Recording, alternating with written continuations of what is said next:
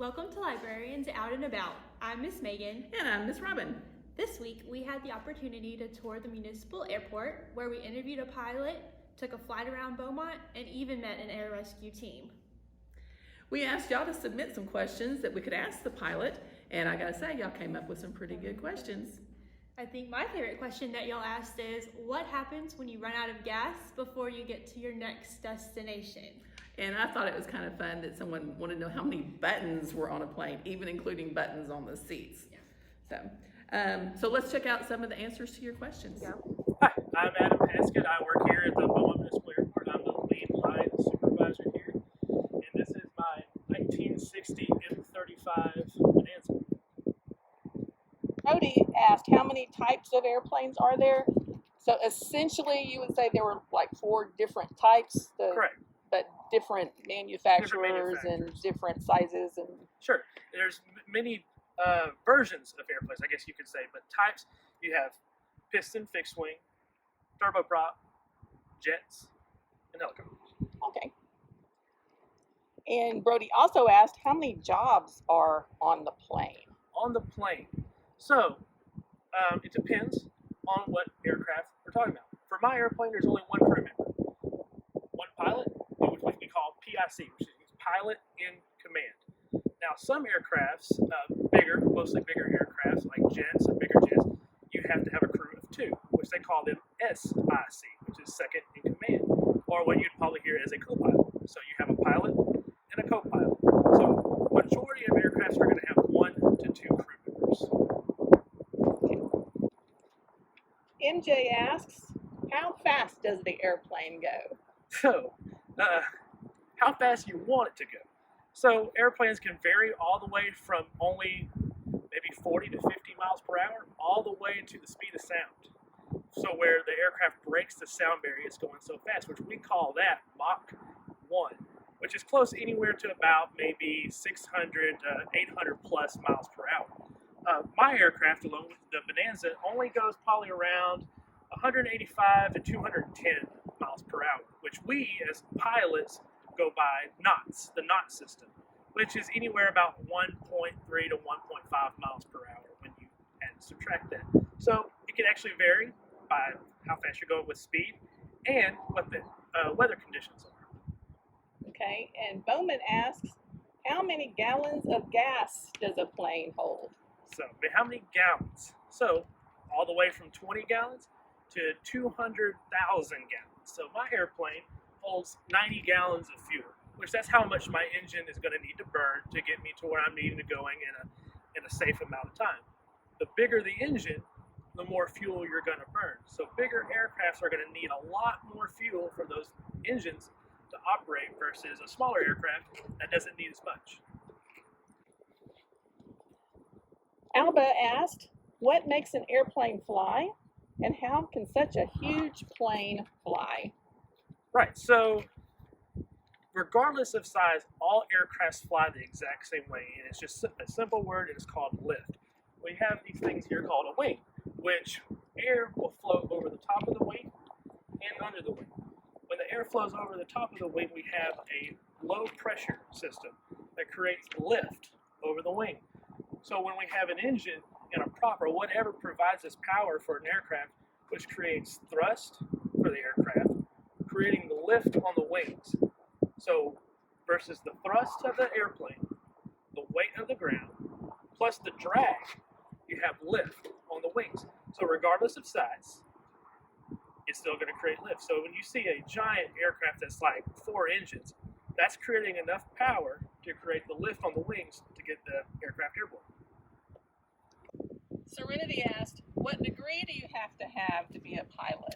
So the degree you have to be a pilot is you do not have to have a degree to be a pilot. What you do need to be a pilot is a license to fly the aircraft, which requires some training with a flight instructor. Now, different careers in aviation, they might look at having a degree in place, so far like airlines and different jobs as far as that. But to be a pilot in itself, you do not need to have a college degree to fly an aircraft. So how do all pilots know what the buttons mean? Well, very easy. they're labeled. We have them labeled to let us know what each one of these buttons are and what they do and what command they do. So if you look at my lights, you see landing lights off, landing lights on. So you know which way to switch them. And so each button I have in the aircraft is going to be properly labeled. And probably the next question will be is, well, how do we know when to use these buttons and how do we know which in phase of flight? Every single pilot has to go by one of these, and it's called a checklist. This tells us what to do in flight for every flight position from the time we start up to the time we shut down on the ramp. So from taking off, running up the airplane, climbing, taking off, cruise. This checklist tells us what to do in the aircraft for that specific aircraft. So I know at all times what I need to do by going off this checklist, what needs to happen in the airplane. Chloe asked, if a plane ran out of gas before reaching the next stop, what do you do?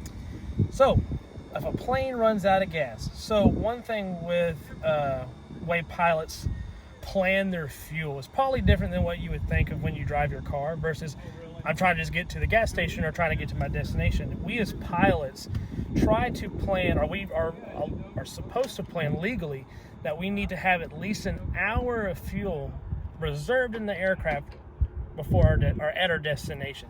So if I'm flying somewhere and I'm landing at, let's say, Dallas, I need to have at least an hour of fuel on board when I land. That way, if I can't make it there, or if I can't get in, I can go somewhere else that's at least an hour away to be there. So to answer the question, we probably will not run out of fuel because we're required to have enough fuel to meet our destination.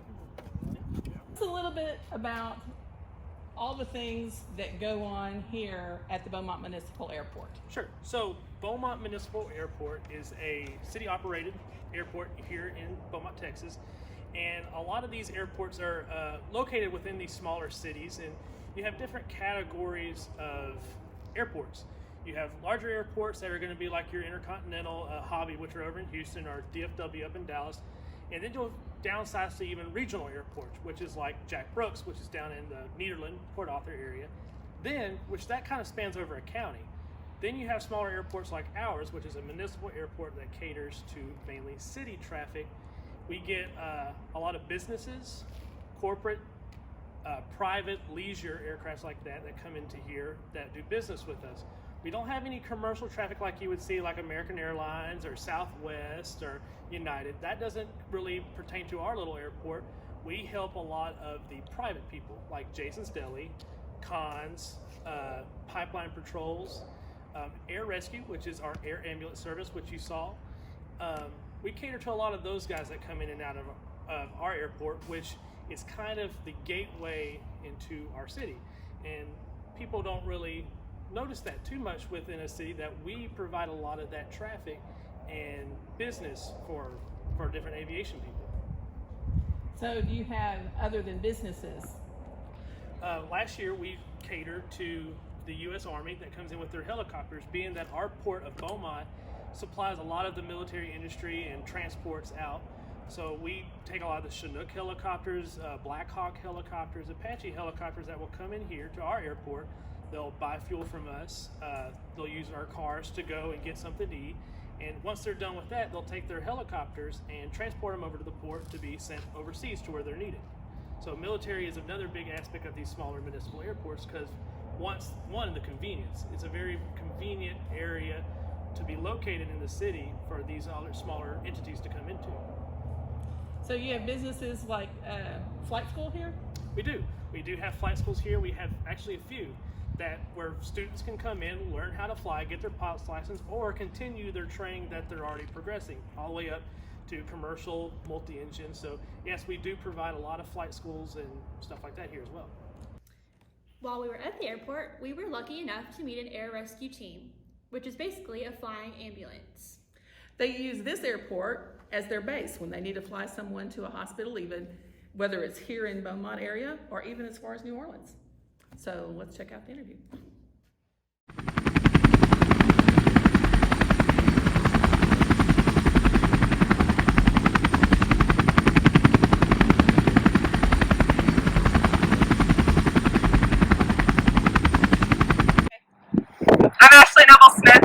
flight paramedic for Southeast Texas Air Rescue. I'm Neil Collins, one of the pilots for Southeast Texas Air Rescue.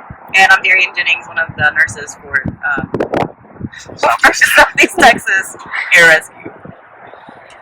And where do y'all fly to and from? And tell us a little bit about what you do.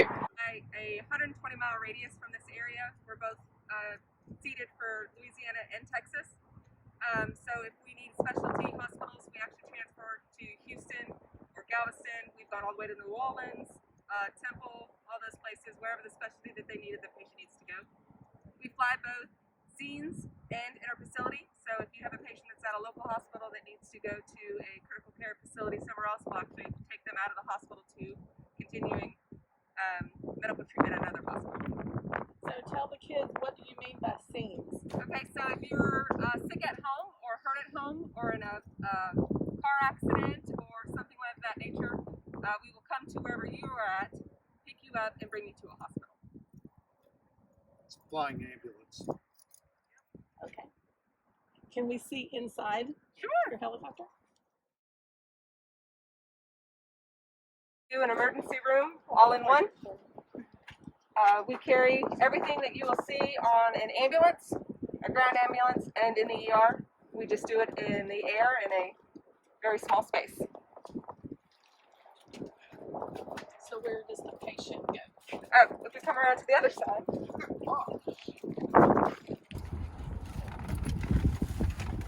This is where the actual patient will lay. Their head goes here, their feet go out there, and this is called our sled. It actually comes out. So if we're loading our patient, we bring the sled all the way out. Of course, remove the bags and the helmets, patient's head here, feet here. And then as you move you in, whoever is sitting sled side, which is usually the medic, is always responsible for everything from the belly button up. We control airways and everything in this position.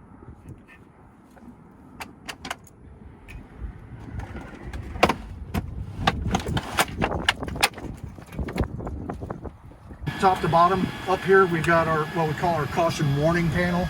So any of our systems that might start having an issue or trouble with, we will get a caution or a warning light with it. So right now, since the engine's not running, I don't have boost pumps on. We have, it's just saying the engine's not running. This is our primary navigation instrument panel here. This tells us which direction we're heading and what the artificial horizon, so what we are looking at when we're out flying. And this is essentially a map with all of these little red dots or antennas that could potentially be in our way as we're flying along. Over here we have propulsion instruments, and this tells us essentially how much power we're using and how fast we're going. Down here we can program in our GPS to tell us, if we want to go to Houston, we can punch in Houston. If we want to go to someplace in Louisiana, we can bring it up in our GPS here. Some additional radios down here. And this is what we call the collective. It's how we start and manipulate the engine. And when we start pulling this up, this makes the helicopter go up and or down. And this is the cyclic, and it's what causes the helicopter to fly forwards, backwards, left, right. And then, of course, we also have our pedals, which give us the nose to turn left or right. And up here, a lot of circuit breakers and switches just to turn other things on. So we met Adam, the air rescue crew, but there are lots of other people who work at the airport, such as the mechanics and the admin assistant. Hi, my name is Misha. I'm the admin assistant here at Beaumont Municipal Airport.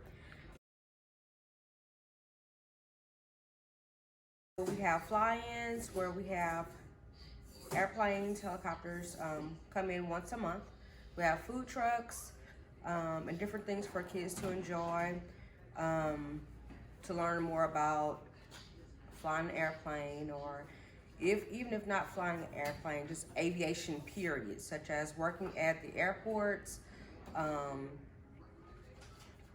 different things like that. But it's really neat. You should come out and take a tour of the airport. You will find it pretty interesting. There's people here all the time that love to talk aviation. So if you're interested in becoming a pilot or just coming to hang out and see what we do out here, or if you want to come and speak to a pilot, we even have helicopter nurses. So you can come speak to any of those guys or ladies. They'd be more than happy to have you. Misha talked about the fly-ins, and they sound like they're going to be a whole lot of fun. They do sound fun, and I can't wait to go once COVID is over. Yeah, they're open to the public. You can come out and meet pilots, see all kinds of different airplanes, and learn a lot about aviation as well. We hope you enjoyed Librarians Out and About at the airport. We want to say a big thank you to Adam and the air rescue team who took the time to meet with us and answer any of the questions that we had. And thanks to the other people at the airport who helped us as well. So if you're looking for something fun to do this summer, stop by the airport at any time. You don't have to have an appointment. They would love to come out and have you come out and visit with them.